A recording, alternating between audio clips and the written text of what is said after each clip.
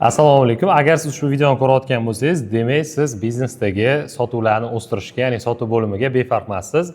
Ushbu videoda men sizga biznes savdosini qanaqa qilib turib, targetga budjet qo'shmasdan yoki yangi produktsiz 2x gacha o'stirish mumkin. Mana shu narsani 9 ta qadamdan tushuntirib beraman. O'zbekistondagi deyarli 90-95% bizneslar aynan mana shu 9 ta qadam deyarli yo'q yoki juda ko'pida 1 dan 10 gacha shkalada baholaganda 1, 2 yoki 3 daraja ishlaydi. Va bu o'zi qanaqa qadamlar va sizni biznesingizda nimaga u bo'lish kerak, mana shu narsani ushbu darsda to'liq tushunib olasiz. Bu videoda siz bilan asosiy 3 ta narsa haqida gaplashamiz. Bularning birinchisi 9 ta qadam. Men har bitta qadamni sotuv bo'limi qurishdagi 9 ta qadamni birma-bir tushuntirib beraman. Ya'ni buni o'zimiz loyihalarda qanaqa qilganmiz va O'zbekistondagi yaxshi kompaniyalarda qanaqa keyslar, ya'ni biz audit qilgan kompaniyalarda o'zi qanaqa ishlayapti bular. Mana shu narsani tushuntirib beraman va undan tashqari qanaqa qilib turib bitta oddiy narsa orqali sotuvlarni shunchaki 40% ga o'stirish mumkin. Mana shu narsani ham men sizga tushuntirib beraman. Xo'p, oxirida bo'lsa, aynan mana shu 9 ta qadam bo'yicha qanaqa qilib turib siz o'zingizni sotuv bo'limingizni audit qilishingiz kerak. Mana shu narsani tushuntirib beraman va buni sizga shablonini ham beraman. Ya'ni o'zingiz shu shablon orqali bemalol sotuv bo'limingizni audit qilish uchun bu shablonni qanaqa olish kerak, qanaqa turib qilishingizni men videoni oxirigacha ko'rsangiz sizga tushuntirib beraman. Xo'p, demak, shu joydan boshlab videoni diqqat bilan ko'ring, biz mavzuga o'tishni boshlaymiz. Men sizga bitta savol beraman. Tadbirkorlarning 90% qiladigan eng katta xatosi nima o'zi? Ko'pchilik tadbirkorlar qiladigan asosiy xato bor. Aynan mana shu videoda men bu xato nima ekanligini sizga to'liq ochib beraman. Katta ehtimol bilan siz ham uni qilayotgan bo'lasiz, chunki men hozirgacha, ya'ni 2 yil davomida 500 dan oshiq tadbirkor bilan 1 soatdan oshiqroq bo'lgan konsultatsiya va biznes razbor o'tkazganman va mana shuni natijasida biz 1 yil davomida 60 ta biznesga o'zini qo'li bilan sotuv bo'limi va performans marketingni qurdirganmiz. Men o'zim 10 dan oshiq loyihada ishlaganman. 500 tadan oshiq tadbirkor bilan gaplashganimda kelib chiqqan xulosani bugun men sizga to'liq ochib beraman. Ya'ni bugun video qanaqa bo'ladi desangiz, qanaqadir shablonlar, siz tushunmaydigan terminlar bilan emas, oddiy tadbirkor tushunadigan tilda qilib tushuntirib beraman. Sizga men qanaqadir qiyin narsalarni tushuntirib beraman. Asosiy baza nima o'zi, qanaqa ketma-ketlikda logikasi o'zi qanaqa ishlaydi, mana shu narsani to'liq tushuntirib ochib bermoqchiman. Xo'p, endi qisqa qizda gapiradigan bo'lsak, 90% tadbirkorda uchraydigan holatlar bor. Balki sizga ham tanishdir. Men sizga tushuntirib, sanab o'taman nima ekanligini. Birinchisi, sizda plan bor, lekin qog'ozda bajarsangiz boy zo'r bo'ladi, bajarmasangiz bozor shunaqa edi degan bahona bilan o'tib ketadi. Ya'ni men juda ko'p tadbirkorlarni ko'rganman. Birinchidan oylik plan qo'yishmaydi. Ya'ni qanaqa qilib turib sotuv bo'limi bor, lekin oylik plani yo'q, ishlashadi, tushunmayman. Va ikkinchi tarafdan shunchaki plan urilmasa, nimadir bahona bo'ladi. Sotuvchi ayblanadi yoki produkt yaxshi emas edi, sezon yaxshi emas edi degan holatda bo'ladi. Xo'p, ikkinchisi, savdo bitta ikkita yulduz xodimga bog'liq bo'ladi. Agar ular ketsa, baza ham ular bilan chiqib ketadi. Juda ko'p tadbirkorlarda ko'rganman. Даже bizda bitta keysda bo'lgan biznesda o'zi oyiga, ya'ni 34 ta sotishadi, mahsuloti qimmatroq bo'lgan biznes.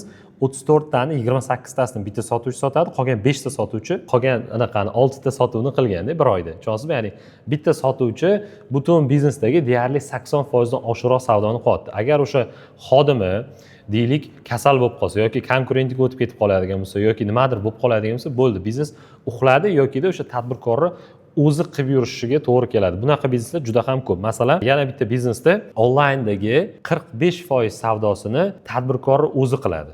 Tushunasizmi? Ya'ni 45% savdo onlayndagi emas, umuman onlayndagi umumiy savdosini 45% ni onlayn tashkil qiladi va onlayndagini o'sha 45% ham tadbirkor o'zi qiladi. Tushunasizmi? Boshqa xodimlari yo'q.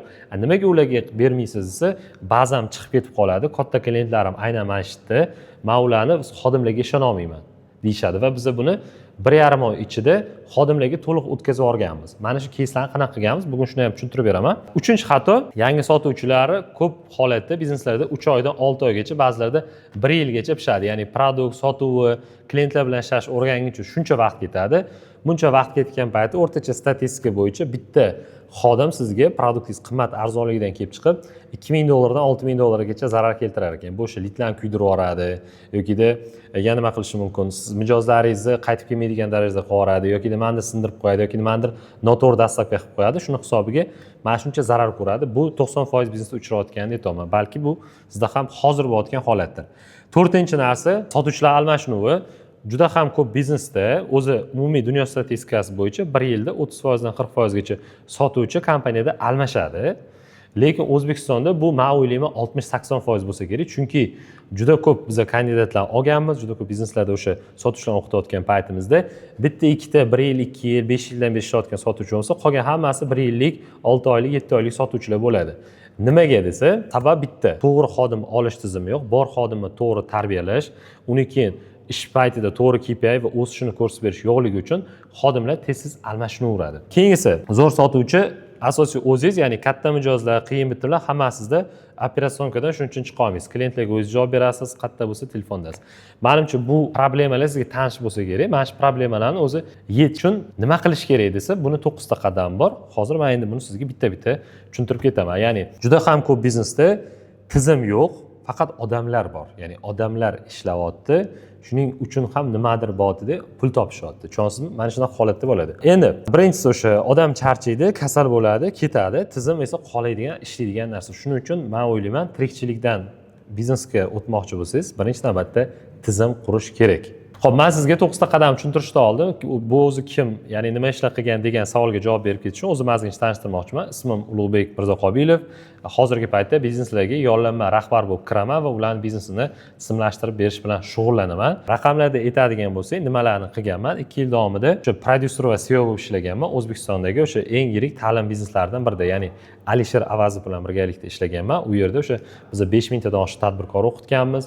Undan tashqari 500 tadan oshiq tadbirkor bilan o'zim 100 1 soatdan ortiqroq biznes razborlar o'tkazganman. Buni ham aytib o'tdim sizga va eng katta keyslardan bittasi o'sha bizni men o'zim sherigim bilan 20 kun ichida 56 kishilik sotuv bo'limi qurganmiz. Ya'ni noldan, tushunasizmi?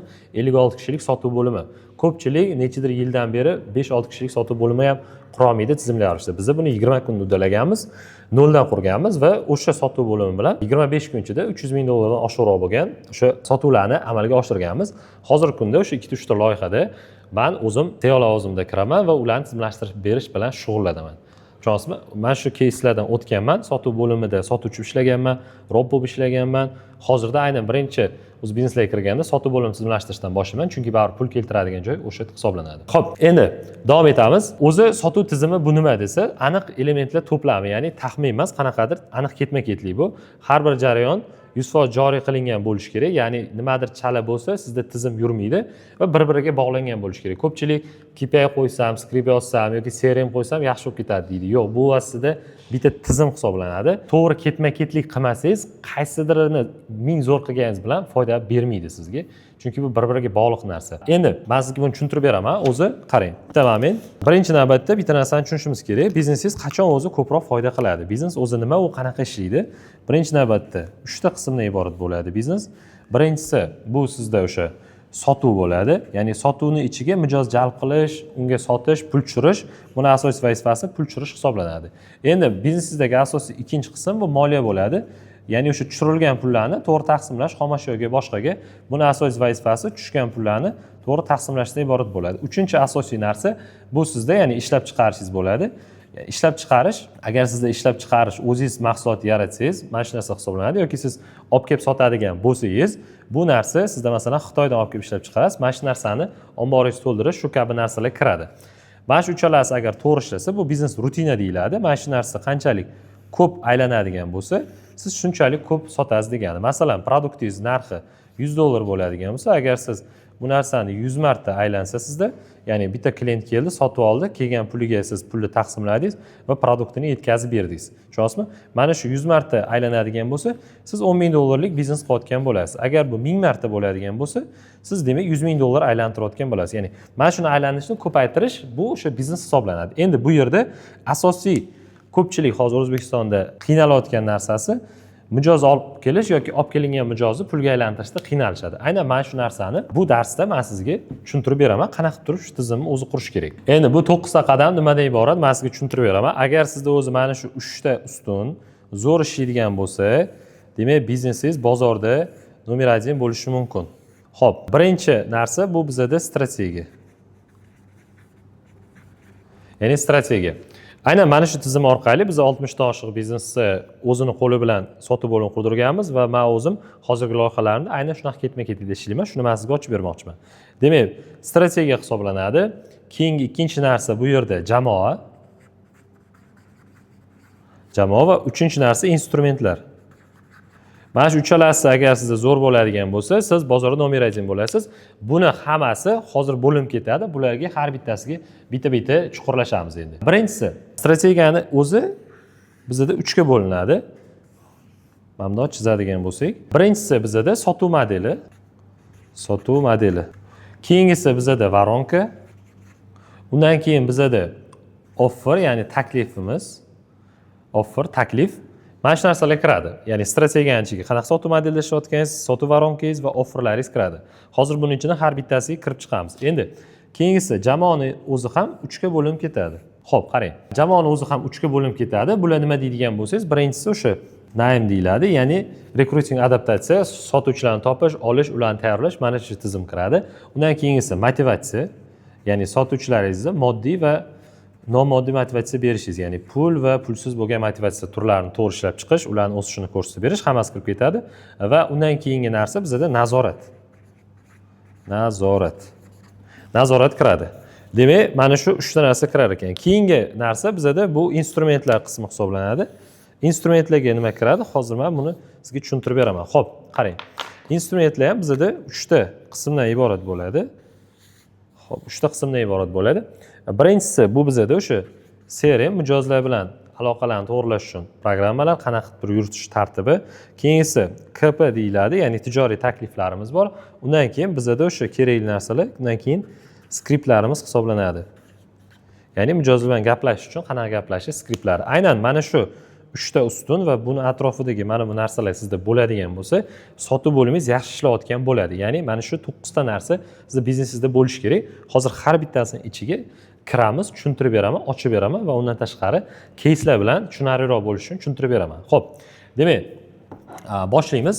Birinchisi bu bizada offer hisoblanadi, ya'ni mana bu qismdan boshlaymiz. Offer hisoblanadi. Qarang, offer bu nima deb aytadigan bo'lsak, offer bu sizni mijozlarga berayotgan taklifingiz, ya'ni nima deb o'zingizni mijozlaringizni chaqiryapsiz.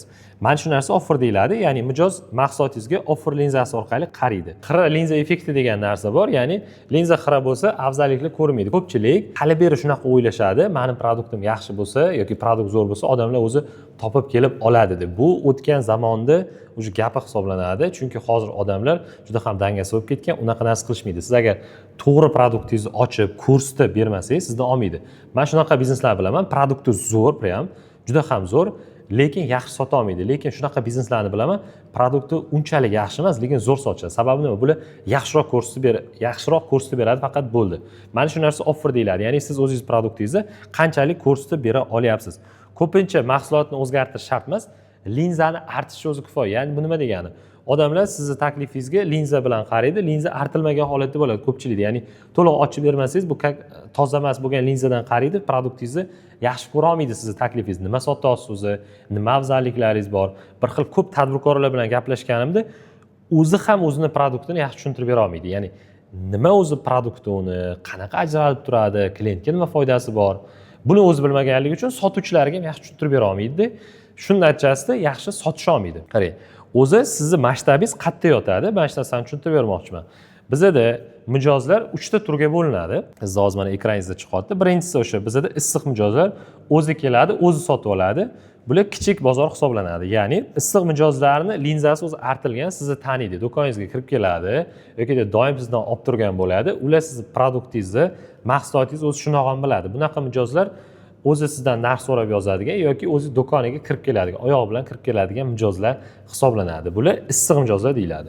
Keyingisi iliq mijozlar bor, ya'ni qiziqadi, lekin ishontirish kerak ularni. Ular nimaga sizga ishonmaydi desa, chunki hali produktingizni to'liq hamma tarafdan ko'ra olgani yo'q.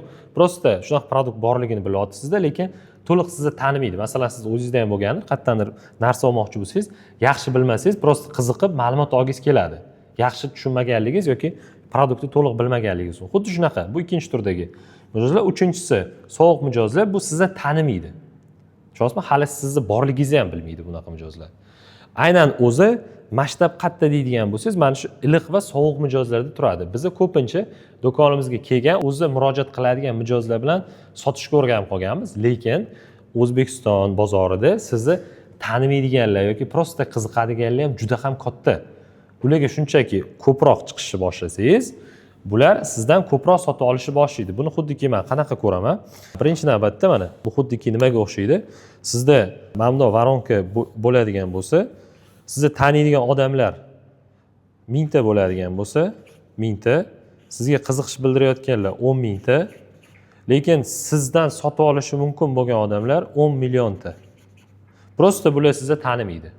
Qayerda ko'proq sotishingiz mumkin desa, aynan masalan 1000 ta mijoz sizni o'zi taniydi va o'zi kelib olishga harakat qiladi. Siz shundan 500 tasiga sotishingiz mumkin. Siz mana shu mijozlar bilan cheklanib qolgansiz. Ya'ni tepada yana sotishga ko'p imkoniyat bor bo'lgan odamlar bor, lekin ular bilan hali ishlamayotgan bo'lishingiz mumkin. Tushunasizmi? Shu yerda masshtab bo'ladi birinchi navbatda. Endi offeringiz nima qilib beradi sizga desa, aynan mana shu mijozlarga taklif berish kerak. Hamma mijozga alohida taklif berish kerak. Siz уже taniydigan mijozlar bilan boshqacha gaplashish kerak.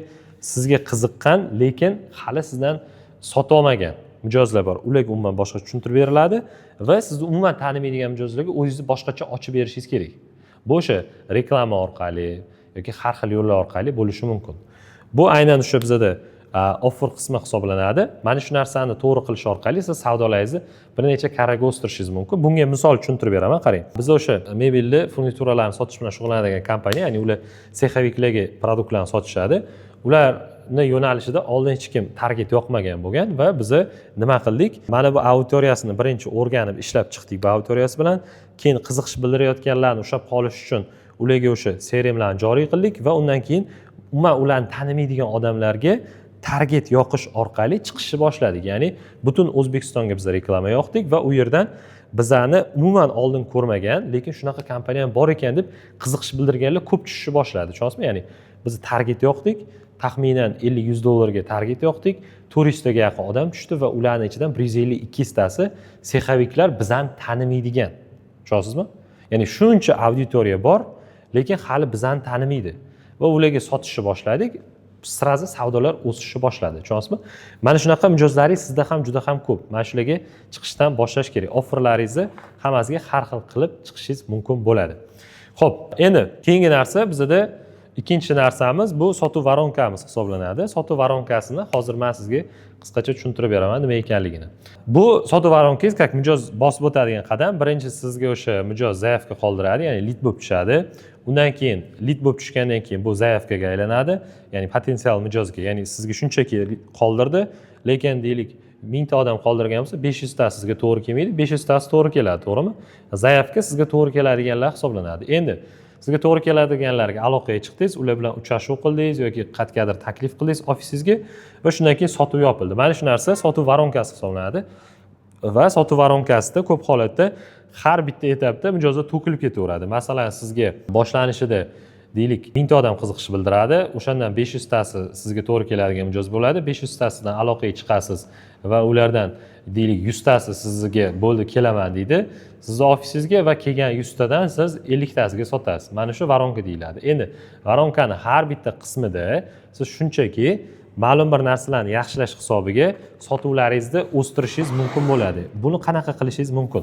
Xo'p, qarang, voronkangizda har bitta bosqichda konversiya degan tushuncha bor. Konversiya bu, masalan, 100 ta odamdan 10 ta sotib olsa, 10% konversiya bo'ldi degani. Ya'ni mana shu ko'rsatkich konversiya deyiladi. Nima ko'rsatkichlar bor o'zi? Sizda birinchi navbatda sotuv bo'limingizga tushadigan lidlar bor. Keyin bularning ichidan kval deyiladi, ya'ni sifatli zaявкаlar. Zaявка. Xo'p. Kval zaявкаlardan keyin sizga uchrashuvga yoki o'sha sotib olishga, uchrashuvga rozi bo'ladiganlar bor. Uchrashuv yoki do'koningizga kelganlar. Uchrashuv deylik. Xo'p. Uchrashuv va undan keyingi to'rtinchi narsa bu sizda sotuv. Tushunasizmi? Sotish bor. Endi deylik boshlanishida sizga o'sha boya aytganimizdek 1000 ta lead tushdi. O'shandan 500 tasi demak kval ekan. Demak bu yerda 50% sifatli ekan birinchi navbatda. Endi siz bularga telefon qildingiz, aloqaga chiqdingiz va 100 tasi uchrashuvga keldi. 100 tasi uchrashuv keladigan bo'lsa, demak bu 20% sizda bu yerda konversiya bo'lyapti va 100 tadan 50 tasiga sotdingiz. Bu yerda 50% konversiya bo'lyapti. Endi siz nima qilishingiz mumkin bu konversiyalar bilan? Endi siz plan qo'yishingiz mumkin. Deylik, lidlar sonini qanaqadir reklamani oshirish orqali, reklamaga ko'proq pul tikish orqali yoki blogerlar bilan ishlash orqali 1,5 mingtaga yoki 2 mingtaga ko'tarishingiz mumkin. Deylik, reklama budjetingizni shunchaki 2x ga oshirish orqali. Endi lidlarga to'g'ri bog'lanib, to'g'ri ularni filtr qo'yish skripti orqali skript degani, ya'ni sotuvchingiz gaplashadigan narsa. Shuni qo'yish orqali siz 50% dan 60% ga ko'tarishingiz mumkindir. Biz buni juda ko'p ko'rganmiz. Ba'zi joylarga boramizda, bizda quality deydi, manimcha foiz deydi. Keyin biz yaxshilab audit qilib, ularni ichiga kirib ko'rganimizda va to'g'ri skriptga qo'yganimizdan keyin sirazi ko'tarish foizlari oshadi. Telefon ko'tarish, masalan, bir marta emasda 3 marta telefon qilamiz, SMS yuboramiz. Mana shunaqa har xil instrumentlar qo'shgan hisobiga ko'tariladi. Buni deylik 60 ga ko'tarsangiz, 10% ga o'stirdingiz. Shunda qancha bo'ladi kelishlar soni deb aytadigan bo'lsak, bu 1200 taga ko'tarilishi mumkin, to'g'rimi? 1200 zaifga tushish boshladi. Endi kvaldan uchrashuvga taklif qilish. Mana shu yerda bitta case aytib beraman. Qarang, uchrashuvga kelish foizini qanaqa qilib oshirish mumkin deydigan bo'lsa, bu yerda sotuvchingiz to'g'ri gaplashishiga bog'liq. Ko'pchilik taklif bera olmaydi, to'g'ri gaplasha olmaydi. Shuni hisobiga yaxshi konversiya bo'lmaydi mana shu yerda, yo'qolib ketadi. Ko'p kelaman degan mijoz ham kelmaydi. Mana shunaqa narsa bo'ladi. Juda ko'p ko'rganman. Sotuvchilar mana bunaqa deydi. Bo'ldi, menga Telegramdan yozib oling, sizga lokal tashib qo'yaman deydi. Mijoz hech qachon unga Telegramdan yozmaydi, agar yonib turgan bo'lmasa, tushunasizmi?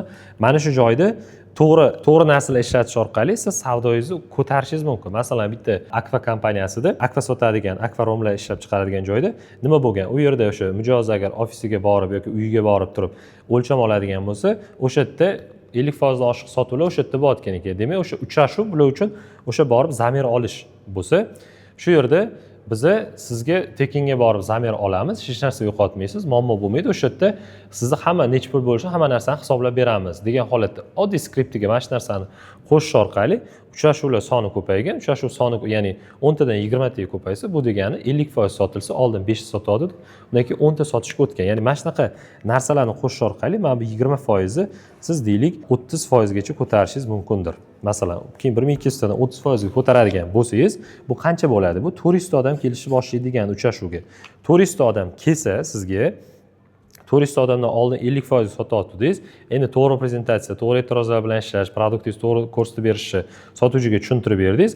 Mana shu narsa orqali siz deylik konversiyani mayli 60% ga ko'tardingiz deylik.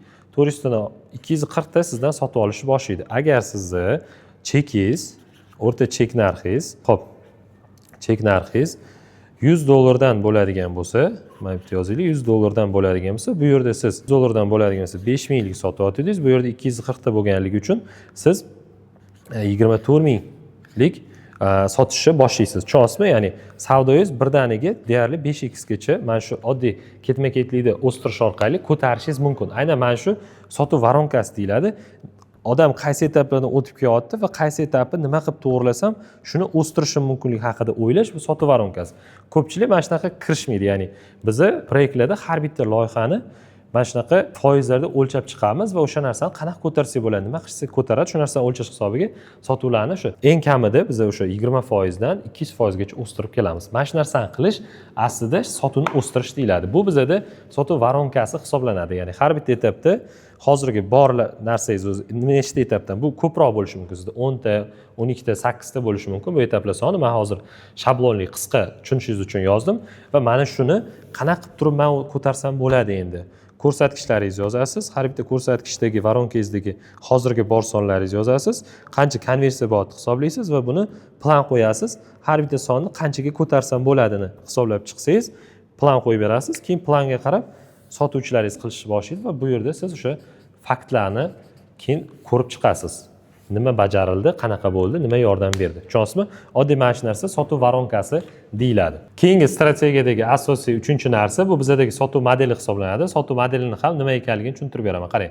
Sotuv modeli sotuvchi bu kim va qaysi rolda nimani bajaradi degan narsadan kelib chiqadi. Bu qanaqa ishlaydi o'zi? Bu yerda o'zi asosiy narsa Adam Smith degan odam bor, uning teoriyasi bor. Ya'ni o'sha ishlab chiqarish kompaniyasida to'g'anoq ishlab chiqarish 10 ta bosqichdan iborat bo'lgan va har bitta bosqichda bitta odam 10 ta bosqichni bitta o'zi qilgan. Ya'ni to'g'anoqishda boshidan boshlab oxirigacha, simdan boshlab to'g'anoqishgacha ishni bitta odam qilgan paytda ular adashmasam 1000 tacha ishlab chiqarishgan va har bitta etapga bittadan odam faqatgina sim tortadigan, kesadigan, payvandlaydigan mana shunaqa odamlarga bo'lib chiqishganda samaradorlik bir necha x ga ko'tarilib ketgan. Ya'ni hozir menda bu yerda aniq sonlar esimda yo'q, lekin eng kamida 10x dan ko'proqga chiqishgan. Ya'ni 10 mingtadan oshiqroq ishlab chiqarishni boshlashgan. Prosta bitta odam bitta ishni qiladigan bo'lsa, mana shu ishni zo'r qilishi va fokus bilan qilishni boshlaydi.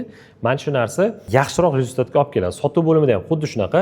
Ko'p sotuv bo'limlari asosan bir bosqichli ishlashadi, ya'ni bitta odam boshidan oxirigacha hamma ishni qiladi. Ko'pda ko'rganman, ya'ni Instagramdan zaявка tushirib berishadi, o'zi telefon qiladi, o'zi filtrlaydi, o'zi filtrlagandan keyin yana o'zi uchrashuvga taklif qiladi, uchrashuvga kelish kelmasligini bilish uchun yana telefon qiladi, kelgandan keyin o'zi kutib oladi, o'zi gaplashadi, klient o'ylab ko'raman deb ketadi, unga ham o'zi chiqadi. Tushunasizmi? Ya'ni har bitta etap bitta odam qiladi.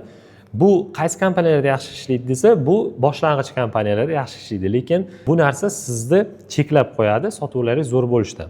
Endi ikki bosqichli sotuv bo'limi bor. Bu yerda bitta odam deylik uchrashuvgacha taklif qilib beradi, ikkinchi odam sotadi. Masalan, uylarda bitta sotuvchi showroomga taklif qilib beradi, ikkinchi odam sotadi. Mana shu ikki bosqichli deyiladi. Uch bosqichli esa ham bor. Bittasi kommunikatsiya qilib beradi, ikkinchisi chaqirib beradi, uchinchisi sotadi yoki keyingi boshqacharog'i. Bittasi chaqirib beradi, ikkinchisi sotadi, uchinchisi qayta sotuv amalga oshiradi. Bu biznes turiga qarab har xil bo'ladi. Mana shu narsa sotuv modeli deyiladi. Sotuv modeli shunchaki to'g'irlash orqali savdolaringizni bir necha barobarga siz o'stirishingiz mumkin bo'ladi. Masalan, biz bitta kompaniyada mana shu sotuv modelini qo'llash orqali onlaynda o'zida 240 mingdan oshiqroq sotuvni qilishni boshlaganmiz. Ya'ni shunchaki bitta sotuvchi birinchi sotuvni amalga oshiradi, keyin bir marta sotib olgandan keyin ularda asosiy klient B2B bo'lgan va qayta sotuvlar bilan ishlash yaxshi bo'lishi kerak bo'lgan. O'sha qarzlarni yig'ishi, nasiyani yig'ishi va undan tashqari qayta chiqib, yana nima olasiz, qachon kerak bo'ladi degan narsani so'rash kerak. Mana shu narsani qilish orqali biza bitta sotuvchi faqat yengillik bilan ishlaydi, ikkinchi sotuvchi faqat qayta sotuv bilan ishlaydi. Mana shunday qilish orqali onlayn savdosini 240 mingga oshirganmiz. Tushunasizmi? Ya'ni bu mana shunaqa tartibda ishlaydi. Sotuv modeli, sotuvni kim qaysi rolda amalga oshiradi? Qatdan qatgacha kim o'zi qiladi? Mana shu narsa sotuv modeli deyiladi. Endi sotuv modeli tushunarliroq bo'lishi uchun bitta narsani tushuntirib beraman. Qarang. Hozir men sotuv bo'limida o'zi qilinadigan ishlarni mana shu ketma-ket deb bo'ladi. Ya'ni sizga yangi mijoz kelib tushadi. Yangi mijozni siz kommunikatsiya qilasiz, sizni mijozingizmi yo'qmi ajratasiz. Keyin buni kevga, ya'ni kulchoyota varonka deyiladi. Sizda shunaqa etap borki, o'sha yerda mijozlaringiz qaror qabul qiladi. Masalan, bu o'quv markazlarida demo dars, avtosalonda bu narsa bizda o'sha test drive bo'ladi yoki konsalting bo'lsa qanaqadir uchrashuv orqali sotishingiz mumkin. Mana shu narsalar pardada yoki akfada bo'lsa zamir olish bo'ladi. Mana shu kulchoyota varonka deyiladi. O'sha yerda eng ko'p mijozlar qaror qiladigan etap mana shu yerga olib kelish, bu yerda qilinadigan ish, keyin birinchi sotuvni amalga oshirish, qayta sotuvni amalga oshirish, shular kiradi. Va undan keyin har bitta etapda mijozlaringiz to'kilib boradi, ular botga yig'ilib borishi kerak. Ya'ni masalan, qanaqa tartibda bo'ladi? O'sha boyagi misolimiz. 1000 ta odam sizga yangi zaявka qoldirdi. Bunga aloqaga chiqib, bular sizning mijozmi yo'qligiga ajratib berish, mana shu birinchi ish hisoblanadi. Ya'ni yangi mijozga aloqaga chiqib, buni nechtasi kval-kvalmasga ajratib berish. Masalan, 500 tasi kval bo'ldi. Mana shu yerdagi ish bundan bunga o'tkazish birinchi ish hisoblanadi. Endi keyingisi kval lidlaringizni uchrashuvga chaqirib berish. Masalan, deylik sizda mebel sotasiz va showroomingizga chaqirib berish kerak. Showroomingizga chaqirib berish uchun 500 ta odam hozir unga mebel kerak ekan, mebel ko'rayotgan ekan, o'shani showroomingizga taklif qilib, keling shu yerda ko'rasiz, bizda zo'r assortiment bor, u yoq bu yoq chaqiryapti va taklif qilyapti, olib kelishga harakat qilyapti. Yoki siz tur firmasiz, tur firmada aynan mana shu narsaga, ya'ni ofisingizga taklif qilyapti. Mana shu ish ikkinchi ish hisoblanadi. Bu yerga o'tkazishingiz, masalan, chaqirib berganingiz, masalan 500 tadan chaqirib berdi deylik 100 tasini. 100 ta sizni o'sha ofisingizga keldi. Endi 100 ta ofisga kelgandan sotishingiz kerak bo'ladi. Deylik o'sha boya aytganimizdek 50% konversiyada sotadigan bo'lsangiz, 50 tasiga sotdingiz. Bu narsa 3-ish hisoblanadi. Tushunasizmi? 3-ish amalga oshirdingiz. Endi bu 50 ta sotib olgan odamingizga qayta sotishingiz mumkin. Yana mebel kerak emasmi? Yana birorta davlatga sayohatga qo'ysizmi yoki yana bizning kurslarni qayta xarid etmoqchimisiz degan holatda qayta aloqaga chiqish bu qayta sotuv hisoblanadi. Qayta sotuv qilish bu 4-ish hisoblanadi. Tushunasizmi? 4-ish hisoblanadi. Endi har bitta etapda mana bu yoqdan bu yoqqa o'tguncha 500 ta odam to'kilib ketdi. Bu yoqdan bu yoqqa o'tguncha 400 ta odam to'kilib ketdi. Bundan bunga o'tguncha deylik 50 ta odam to'kilib ketdi. 50 ta odamdan yana 25 tasi qayta sotib olishi mumkin desak, 25 ta odam to'kilib ketyapti. Aynan mana shu to'kilgan har bitta mijoz bu yerda mana bunaqa ko'rinishda reanimatsiya voronkangizga tushishi kerak va bu yerda alohida bitta sotuvchi turib, bu yerda yig'ilgan barcha lidlarni, ya'ni hozir sizda qancha lid yig'ilyapti? Bu yerni siz 2 ga bo'lib qo'yishingiz mumkin. O'sha bu yerga tushgan litlarni masalan 900 ta va plus bu yerda 975 ta lit yig'ilyapti. Bu litlar umuman sota olmaydi deganimiz, chunki buning ichida mana buning ichida to'g'ri sifatli sifatsizga ajratilgani bo'lishi mumkin. Uni qayta ko'rib chiqish kerak. Bu yerda nimaga kvalit kelmadi, bunga qayta aloqa chiqib chaqirish mumkin va undan tashqari Kevga kelganlar 50 tasi sotilmadi, nimaga sotilmadi, ularga chiqib sotish mumkin. Sotib olganlarni 25 tasi qayta sotilmadi. Ular nima qilsangiz, ya'ni qayta sotib olish mumkin. Mana shu varonkani quradigan bo'lsangiz, ular qayta sotib oladi. Ya'ni mana shu ish sotuv modeli hisoblanadi. Har bitta etap bitta ish hisoblanadi. Endi siz nima qilishingiz mumkin? Yangi mijozlarga bog'lanib, deylik, do'koningizga chaqirib berishni bitta odamga yuklab berishingiz mumkin. Mana bitta xodimingiz mana shu ikkita ishni qiladi. Bitta xodimingiz. Ikkinchi xodimingiz bor, u bu yerga kelgan mijozlarga sotadi va ularga qayta sotish bilan shug'ullanadi. Tushunasizmi? Mana shu narsa bilan shug'ullanish bu biznes turiga qarab har xil bo'ladi. Yoki bitta odam shunchaki kvalifikatsiya qilib beradi, ikkinchi odam uni ofisga chaqirib, ofisda o'zi kutib olib sotadi. Keyin bitta boshqa odam qayta sotuvni amalga oshiradi. Bu biznes turidan kelib chiqib har xil bo'ladi. Tushunasizmi? Aynan mana shunaqa narsani qilish orqali siz sotuv modelingizni to'g'ri yo'lga qo'yishingiz mumkin.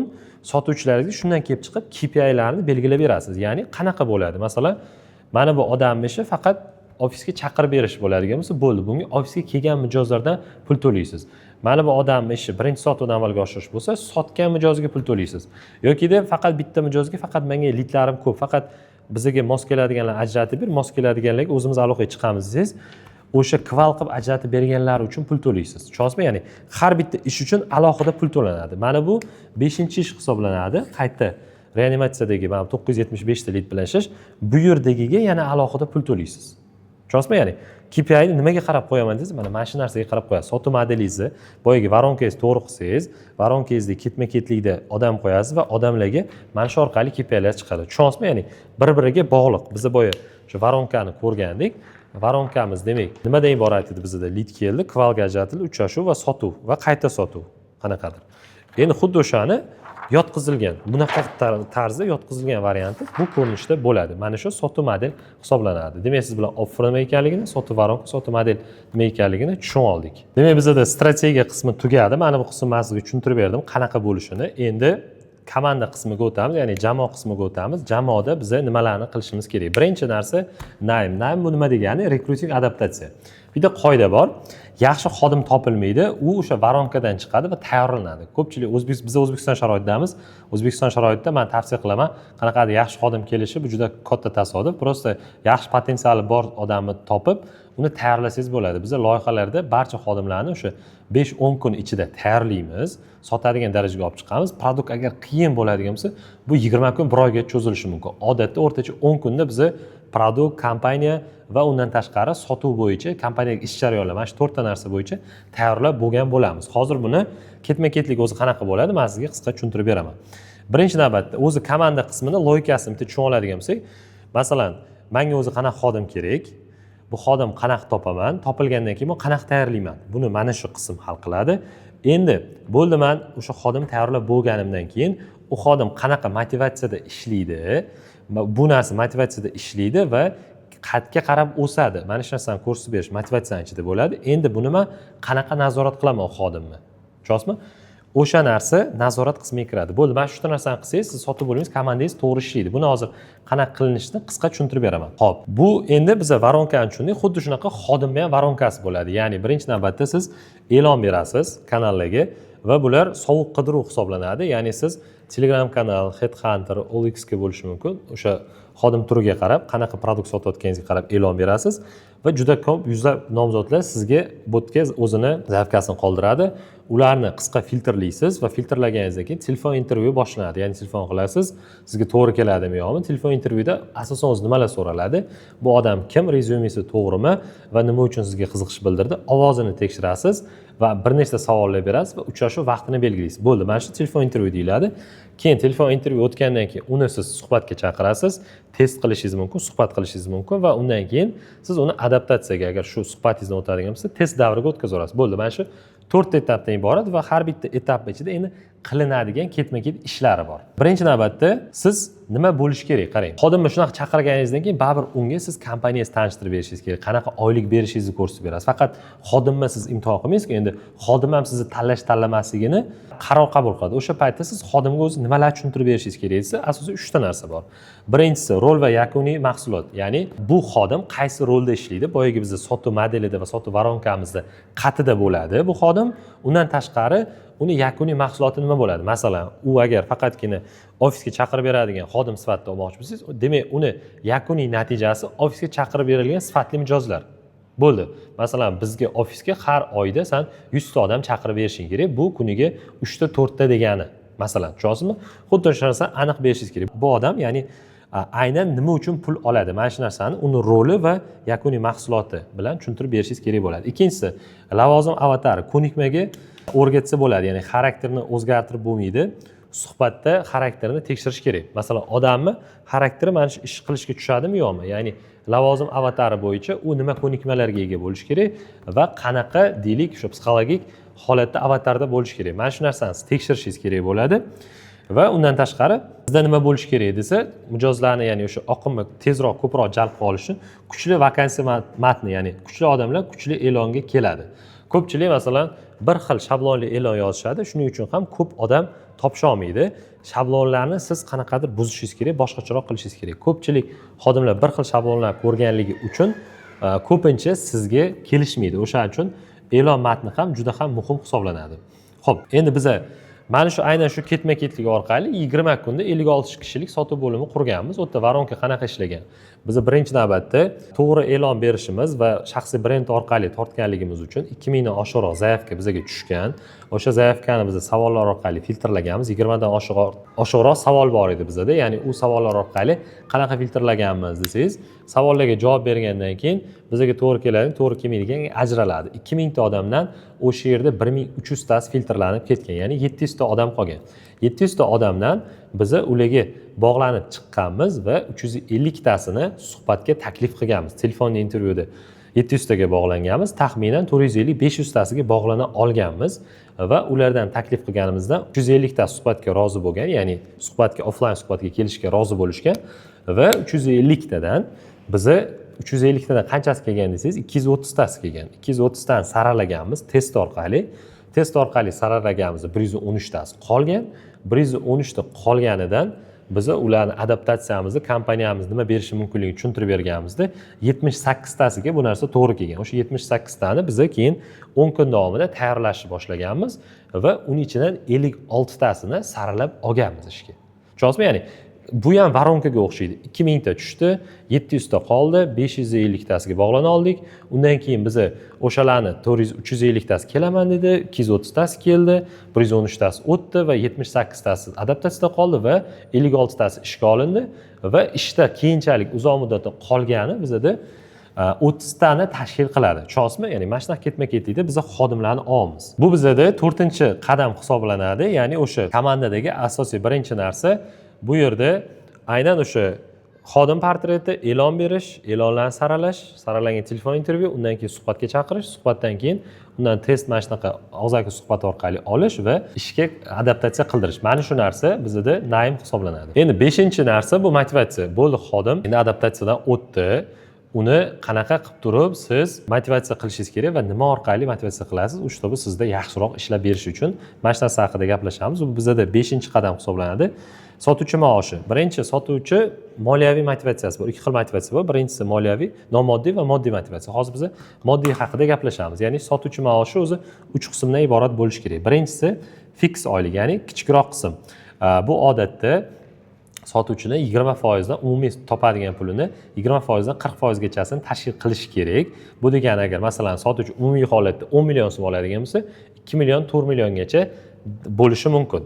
Ya'ni bu yashash uchun minimal kafolat fiks summa hisoblanadi. Ikkinchi narsa bu intizom bonusi. Ya'ni Intizom bonusi bu nima degani? O'sha agar CRM ishlatsangiz, CRMda zadachalar bilan ishlash, kuniga qanchadir call time conversation qilish bo'lishi mumkin. Planyorkalarda qatnashish, standartlarga rioya qilish uchun siz unga qanaqadir summa biriktirib berasiz. Bu taxminan 20% dan 30% gachani tashkil qilish kerak. Masalan, hamma o'sha ishlarni 100% bajarsa, mana shunaqa holatda chiqishi kerak. Uchinchisi, foiz asosiy qism hisoblanadi, ya'ni sotuvdan oladigan foiz. Sotuv bo'limida sotuvchining asosiy oyligi, ya'ni 60% dan 40% dan 60% gacha bo'lgan oyligi faqatgina o'sha uni sotadigan produkti orqali olinishi kerak. Shundagina u produktingiz rostdan sotadi. Ko'pchilikda men hayron qolaman. Shunaqa KPI'lar bor, 5 million so'm fiksa beradi-da, keyin sotilganda 100 ming so'm beraman deydi. Masalan, men uyni o'sha sotuv bo'limini o'qitganimizda shu narsani ko'rganmiz. Sotuvchilarda motivatsiya yo'q, sababi 5 million so'm oylik oladi, lekin 50 ming dollarlik uy sotsa 100 ming so'm berishadi bunga. Nima qiladi uy sotib? Shunday u yerda qanaqa sotuvchilar yig'ilib qolgan desangiz, faqat o'sha fiksa kerak bo'lgan odamlar yig'ilib qolgan. Ya'ni bu narsaning noto'g'riligi ham sizda yaxshi xodimlar ishlamasligiga sabab bo'ladi. Buni o'zi qoidasi bor. Hozir men mana shu yerda sizga ko'rsatib beraman. Qarang, motivatsiyasi boya aytganimizdek, birinchisi o'sha bizda fix bor. Bu taxminan 20% dan 40% gachasini tashkil qilish kerak. Undan keyin bizda o'sha intizom bonusi bor. Bu taxminan 20% dan 30% gachasini tashkil qilish kerak. Bu biznes turiga va sotuvchi qiladigan ishga qarab o'zgaradi. Shuning uchun men foizda tushuntirib beryapman. Va keyingisi bonusi, ya'ni sotuvdan oladigan foizi bor. Bu narsa bizda o'sha 40% dan 60% gachani tashkil qilishi kerak bo'ladi. Shunda umumiy hisoblaydigan bo'lsangiz, bu 100 chiqishi kerak bo'ladi. Masalan, 100% da o'sha hamma narsani to'g'ri qilsa, sotuvchining oyligi 10 million so'm chiqishi kerak. Aynan mana shu 10 million so'mni mana shu summalarga siz bo'lib yuborgan bo'lishingiz kerak. KPI qo'yishda qoidalar juda ham ko'p o'zi aslida. Men sizga qisqa va lo'nda qilib tushuntirib ketaman. Shu orqali balki siz KPI'ningizni qanchadir qismini to'g'rilab ketishingiz mumkin bo'ladi. Endi agar siz mana shu proporsiyani buzadigan bo'lsangiz, sotuv bo'limingizda nimadir noto'g'ri holatda ishlab ketib qolishi mumkin. O'sha boya aytganimdek, uyga o'xshab 5 million so'm fiksa va 50 ming, 80 ming dollarlik uy sotgan uchun 100 ming so'm beradigan bo'lsangiz, bu yerda KPI'niz aniq noto'g'ri ishlaydi. Yoki-da ba'zi kompaniyada ko'rganman, 8 million so'm fiksasini o'ziga qo'yib qo'ygan va harakat qilib sotsa, planni bajarsa, 100 ming dollarlik planni ursa, 2 million so'm oladi. Endi bu yerda sotuvga qani motivatsiya? Ya'ni bu sotuvchi katta pulini bu yoqdan olish kerak, bonusdan, ya'ni sotganiga olish kerak, lekin shu yerga motivatsiyasi ko'chirilmagan. Tushunasizmi? Aynan mana shu narsani to'g'rilash kerak bo'ladi. Undan tashqari KPI'lar jamoaviy holatda ham bo'ladi. Ya'ni jamoaviy holatda umumiy sotuv plani urilganidan qo'yib berilishi mumkin. KPI juda ham turi ko'p. Bu narsa biznesga qarab o'zgaradi. Muhim narsa mana bu narsani to'g'ri qilish. Odatda intizom uchun hammaga tushadigan narsa, ya'ni masalan, deylik, fiksasi nima uchun beriladi? Aynan o'sha xodimni bu strafovkasi uchun o'sha intizomga amal qilish, CRM vaqtida kelish, mana shu narsalar uchun bo'lsa, bonusi bu xodimni sotgandan oladigan summasi bo'lishi kerak. Endi foizi plan bajarishiga qarab o'suvchi bo'lgani yaxshi. Agar sizda biznesingiz qanchadir stabil bo'lsa, bir necha oydan beri ishlayotgan bo'lsa va taxminan qancha sotuv bo'lishini bilsangiz, o'suvchi KPI qo'yib berish kerak. Masalan, 40% gacha bajarsa, umuman foiz yo'q, 40 dan 60% gacha planni bajarsa, qanchadir foizi yarmi berilishi kerak, 60-80 bajarilsa 75%, 80-100 bajarilsa to'liq qanaqadir summa olish kerak. 110%, ya'ni yuqori bajarganlarga yuqoriroq summa berilishi kerak bo'ladi. Ya'ni planga qarab, sotuv planingizga qarab siz qo'yib berishingiz kerak. Masalan, siz sotuv planingiz 1 milliard so'm va 10 ta sotuvchingiz bo'lsa, har bittasi qanaqa bo'ladi? Masalan, sizniki 1 milliard so'm va teng 10 ta sotuvchingiz bor. Demak, har bittasini plani 100 million so'mdan bo'ladi.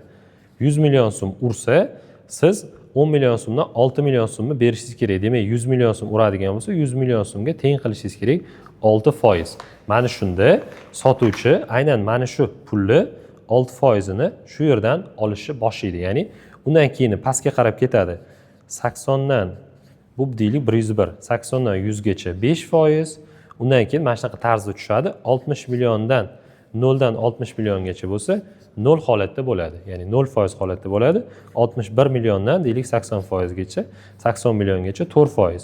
Mana shunaqa holatda siz qo'yib berishingiz mumkin. O'sha 101 milliondan 6, 120 dan boshlab qanchadir. Ya'ni mana shunaqa o'suvchi qilib qo'yib berishingiz kerak bo'ladi. Tizimingiz, KPI tizimingiz, motivatsiya tizimingiz shunaqa bo'lishi kerak. Kim agar mana shu tizimga amal qilib, shu bo'yicha planingizni urib bersa, u o'sha sizni ishxonangizda qolishi kerak. Shu narsani urib bera olmayotgan, masalan 60 milliondan kam uryapti-da, 0% da qolib ketyapti yoki mana bu yerga amal qilmayapti mana bu ishlarga. Bu odam уже sizdan ketish kerak bo'ladi. Sizda shunaqa tizim bo'lishi kerak va mana shu sizni o'sishingizga sabab bo'lishi kerak. Kimdir shu tizim bo'yicha ishlasa qolish kerak, ishlamaydigani ketish kerak bo'ladi. Endi bizada 6-inchisi bu nazorat hisoblanadi. 6-qadamimiz nazorat hisoblanadi. Nazorat o'zi nima? Men sizga hozir buni tushuntirib beraman. Xo'p, nazoratni qisqa qilib tushuntiradigan bo'lsak, bu jarima daftari emas, bu ritm. Ya'ni mana shu yerda hamma bo'layotgan ishlarni kontrol bo'lishi nazorat hisoblanadi. Har kuni masalan ertalabki 15 minutlik sizda o'sha qilaringiz bor, o'zingizni deylik yig'ilishlaringiz bor. Mana shu narsalarni doimiy ravishda bo'lishi. Ya'ni ertalab har kuni plan, kechqurun plan fakt holatda hisobotlar topshirilishi yokida har hafta planyorka bo'lishi, hamma bo'limlar yig'ildi va hisobotlarni topshirdi. Yokida haftalik o'sha sizga planni urib berish kerak, mana shuni hisobotini topshirish kerak va har oylik bo'lish kerak. Ya'ni mana shu 3 ta narsa, 3 ta holatda bo'lish kerak. Kunlik, undan tashqari haftalik va oylik holatda sizda sotuv bo'limingiz, sotuv bo'lim rahbaringiz va sotuvchilaringiz planni topshiradigan bo'lsa, ya'ni sizda aniq qo'yib berilgan planlaringiz bor va mana shu narsalarni bajarishi bu aynan nazorat hisoblanadi. Mana bu yoqda o'sha doimiy ravishda xodim olinishi, bularni o'qitilishi, siz qo'yib bergan tizim bo'yicha ketma-ketlikda o'qishi va undan tashqari motivatsiya bo'yicha ishlashi, ya'ni etilgan ishlarni qilishi, mana shu narsa nazorat hisoblanadi. Sotuv varonkangiz, modelingizni to'g'ri ishlayotganini hammasini nazorat qilib turish bu nazorat deyiladi. Endi 6-qadamdagi asosiy qoida bu nima desa, odam sotmasligini faqat ikkita sabab bo'ladi. Ya'ni sizning xodimingiz yaxshi ishlamayotganligi, siz ko'nglingizdagidek ishlamayotganligini birinchisi bilmaydi, ikkinchisi xohlamaydi. Agar bilmasa o'rgatish kerak. Ya'ni o'sha norma darajasi nima, razbor qilish kerak, miqdor sifatga aylanadi. Mana shu narsani tushuntirib berish kerak. Keyingisi agar xohlamasa ogohlantirish kerak, jarima va agar bunday bo'lmasa, prosta undan xayrlash kerak bo'ladi. Uchinchi boshqa sabab yo'q, tushunasizmi? Ya'ni bilmasa o'rgatasiz, xohlamasa ogohlantirasiz, bo'lmasa ishdan ketkazishingiz kerak. Ayni mana shu narsa nazoratga chekiradi qisqacha. Hammasi to'g'ri, lekin buni kim qiladi desangiz, ikkita narsa bor. Mana shu nazoratni birinchisi o'zingiz qilishingiz mumkin. Biznesingizni agar o'zingiz qilsangiz, biznesingizni kim yuritadi degan savol bor-da. Ko'pchilik biznesmen hamma narsani o'zi qilib yuradi. Shuning uchun biznesni masshtablashmaydi. Mana shu narsa eng katta xato hisoblanadi. Ikkinchisi, shu rop yollashingiz mumkin. Agar yollasangiz, oyiga taxminan yaxshi roplar 10 million so'mdan 20 million so'mgacha oylikka ishlashadi va buni topish sotuvchidan ham qiyinroq hozirgi holatda O'zbekiston sharoitida. Ya'ni yoki o'zingiz qilishingiz kerak yoki rop qilish kerak. Ikkalasini ham mana shunaqa plyus minuslari bo'ladi. Keyingisi, nima qilish kerak o'zisi? To'g'ri savol. Javobi hozir men sizga endi 3-ustunda bu narsani tushuntirib beraman. Xo'p, bizda 3-ustun bu instrumentlar, buning ichiga yana 3 ta narsa kiradi. Hozir mana shu narsani birgalikda ochib chiqamiz. Bu endi 7-qadam bizda CRM hisoblanadi. CRM bu nima o'zi? Qaysi CRM yaxshi degan ko'p savollar bor. Masalan, siz eshitgan bo'lishingiz mumkin. Amo CRM, Bittrex, Adines shu kabi. Bu narsalarning to'g'risini aytaman, deyarli farqi yo'q. Asosiy muhim narsa nima desa, buni qanaqa sozlanganlik va qanday yuritilayotgani. Juda ham ko'p bizneslar bor. Masalan, biz CRMchilar bilan ishlaymiz, ular aytishadi, 80% umuman CRM qo'ygan ishlatishmaydi va ikkinchisi odamlar bor, 15% odamlar bor.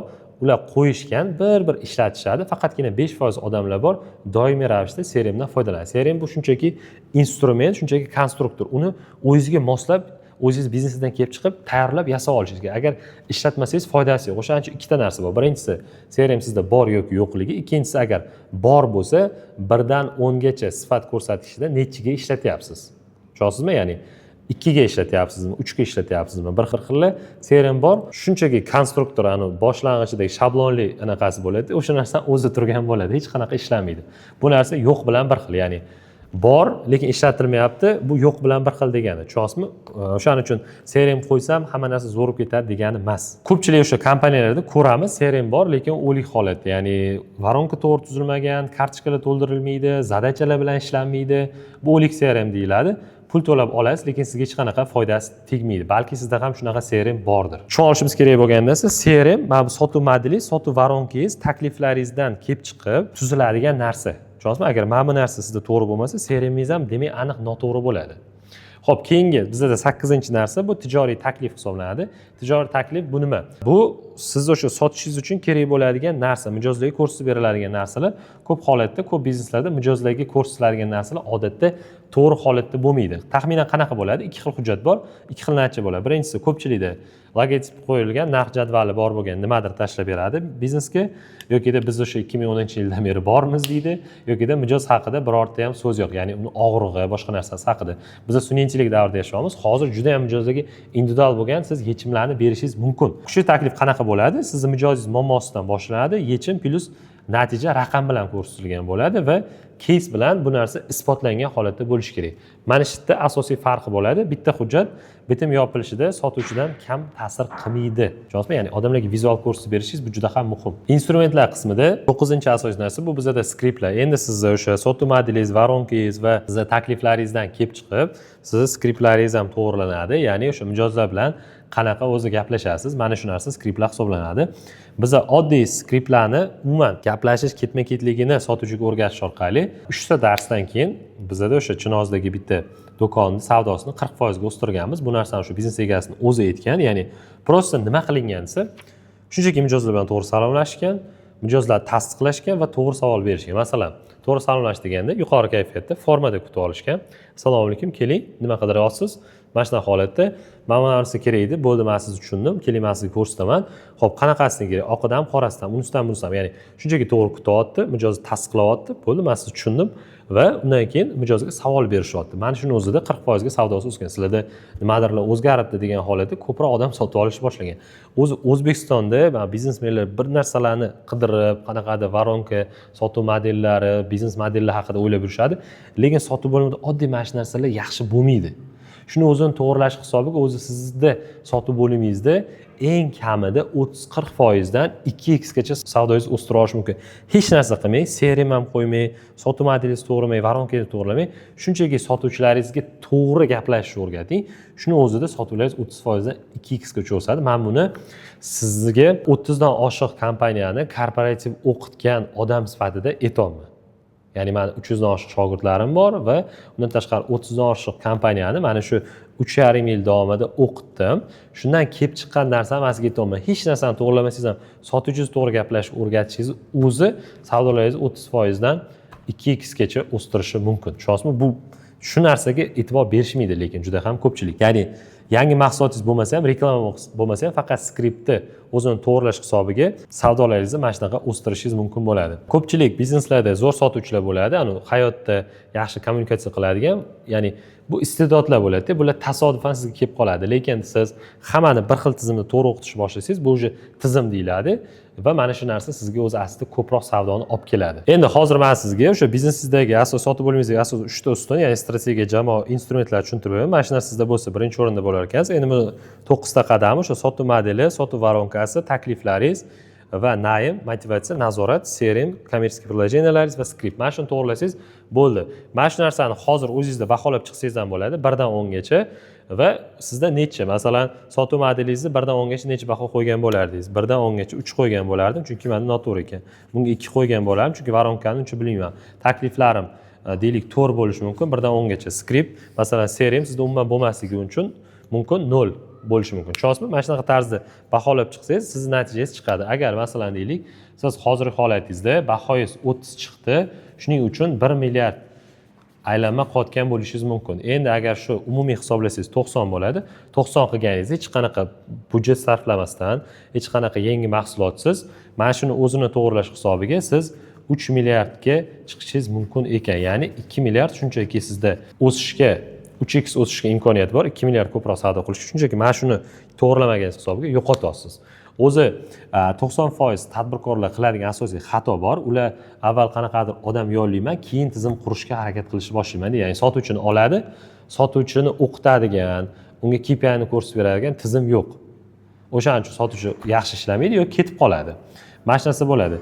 Zo'r sotuvchi topsam hammasi joyiga tushadi deb o'ylaydi. Yo'q, tizimingiz bo'lmasa foydasi yo'q. Zo'r sotuvchi ham o'sha sizni muhitingizga shunchaki moslashib qoladi.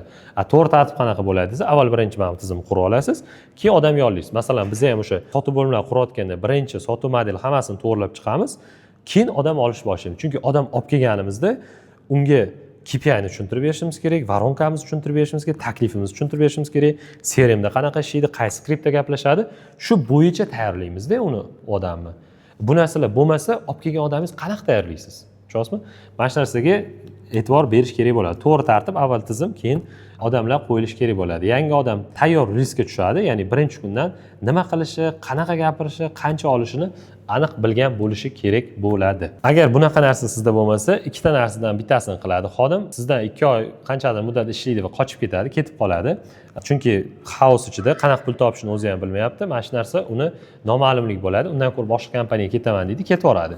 Ikkinchi yo'li, bundoq qaraydi, cho'ta tartib yo'q. Shu narsada eng zo'r xodimga aylanib oladi-da, u sizni keyin diktovat qilishni boshlaydi. Agar sal noto'g'ri harakatlanadigan bo'lsangiz, klientskiy bazingizni olib chiqib ketadi shunchaki. Yoki shu narsadan qo'rqib o'sha xodim bilan ishlab yurasiz. Bunaqa misollar juda ham ko'p. Endi sotuvchini tayyor riskka tushirish uchun asosiy 6 ta narsa o'zi sizda bo'lishi kerak. Ya'ni motivatsiya sxemangiz tayyor bo'lishi kerak, tushuntirib berishingiz kerak, qayerdan qanaqa pul topadi, u qanaqa o'sishi mumkinligini. Keyingisi CRMingiz agar bo'ladigan bo'lsa, mijozlar bilan ishlash tizimi qanaqa bo'ladi, varonkalar tuzilgan va u yerda qanaqa ishlash kerak. Mana shu narsani tushuntirib berish kerak. Uchinchisi ish reglamenti, nechida kelib, nechida ketadi va kun davomida nimani qachon qilish kerak. Mana shu ish reglamentingiz bo'lishi kerak. To'rtinchisi o'qitish tizimingiz bo'lishi kerak, ya'ni o'qitish tizimi 4 ta narsa bo'yicha, produktingiz bo'yicha, kompaniya ish tartiblari va sotuv bo'yicha o'qitish tizimingiz bo'lishi kerak va o'sha o'qitish tizimingizni baholash uchun test tizimingiz bo'lishi kerak va 6-inchisi skript. Mijozlar bilan nima bo'yicha gaplashadi. Mana shu 6 ta narsa bo'ladigan bo'lsa, siz sotuvchini bemalol olib kelib tayyorlashingiz mumkin bo'ladi. Endi sizda ikkita yo'l bor. Birinchi yo'l o'zingiz qurishingiz mumkin, taxminan o'zingiz qilishingiz mumkin. Mana shu sotuv bo'limini taxminan bu narsalar o'rganib chiquncha, ya'ni mana shu narsalarni qurganingizdan keyin ham bu narsalarni ishlashini ta'minlash uchun, chunki o'zingiz qilib yursangiz, biznesingizni moliyasi bor, marketingi bor, boshqa ishlariga ulgurmaysiz. Produktni olib kelishingiz kerak, mana shu narsalarga. Shuning uchun rob izlaysiz. Bunga siz 20 million so'mdan oshiqroq to'lashingiz kerak bo'ladi. Har xatoni o'z pulingiz bilan sinab ko'rasiz. Ya'ni mana bu narsani qilib ko'rasiz, noto'g'ri qilsangiz bu narsa uchun pul to'laysiz. O'zi shundoq ham pul to'lab yurgan bo'lsangiz kerak bu xatolar uchun. Endi ikkinchi yo'l bor, tayyor tizim. Ya'ni bu yerda nima bo'ladi? Sotuvchilar isbotlangan dasturda o'qiydi. Ya'ni mana bu sotuvchini olish, tayyorlash hammasini dasturi bo'ladi. Onboardingiz 3-6 oydan 2 haftagacha yoki 10 kungacha qisqaradi va undan tashqari nazorat dashbordlar sizni vaqtingizga qarab sizga moslashgan holatda bo'ladi. Agar siz ikkinchi yo'lni tanlamoqchi bo'lsangiz, menda sizga taklif bor. Videoni shu joygacha ko'rganmisiz? Endi men sizga taklifimni tushuntirib beraman. Xo'p, menda Top Sales University degan platforma bor. Bu platforma aynan sotuvchilarni professional tayyorlash uchun ishlab chiqilgan platforma hisoblanadi. Bu yerda o'sha to'liq sotuv tizimi, ya'ni sotuv aylanasi, skript, e'tiroz, CRM va qayta aloqa, hattoki AI bilan qanaqa ishlash bo'yicha darsliklar bor.